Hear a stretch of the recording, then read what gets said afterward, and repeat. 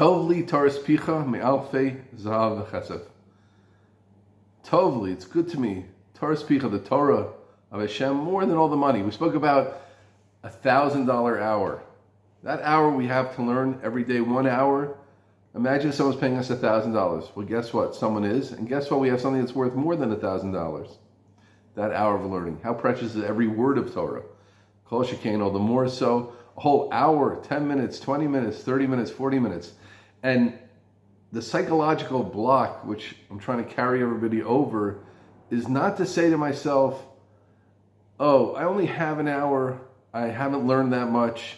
I'm not a big Talmid Chacham. What can I accomplish? Foolish. Ad kan divrei yetzer hara. These are the words of the evil inclination, which doesn't want us to produce anything in our life.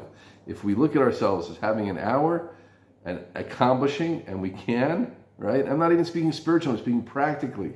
Of course, spiritually, 1 minute, 1 word, how much is it worth? But an hour, a person can accomplish a lot. And I'd like to give one mafteach, one key, one eitzah to make that hour so special. This is from a gadol that's not so well known. I'll bet maybe nobody out there who we're speaking to knows his name. His name was Ben-Zion Feldman, not Feldman, Feldman. He was a big gadol in Bnei Brak. Feldman, and I recently read a book, an excellent book about him called Lelo Shem, without a name. Don't ask me. Anyway, he used to give a shir in Tel Aviv. He gave many shirim over the week. And they used to see, he used to put like all the stuff, empty out his pockets and put stuff in a cubby and up above. And then when he'd finish his shir, they would see him taking the stuff out. And no one knew what he was doing.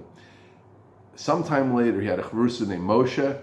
And Moshe came into his chavrusa. And this Rabbi Zion was a very quiet person. Said to him, Moshe, turn your hat upside down, put it on the table. Moshe listened. And then he said, now empty out everything in your pockets. Everything in your pockets. Just put them in the hat.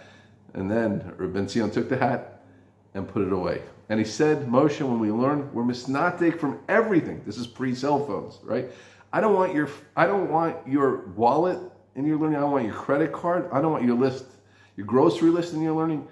You have to learn with all of your focus. You have to learn disconnected somehow, cut off from the world. And that was the Sod Hatzlacha. That was the secret of success. And they understood afterwards. It wasn't just when he learned, even when he gave his shir, where a person's naturally very focused. No.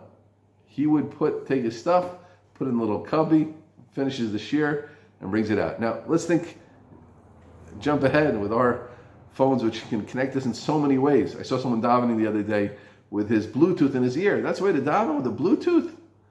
Come on. We have to cut off. We have to connect. We have to disconnect. In order to connect, we got to disconnect. To make that hour the hour can be, we can disconnect.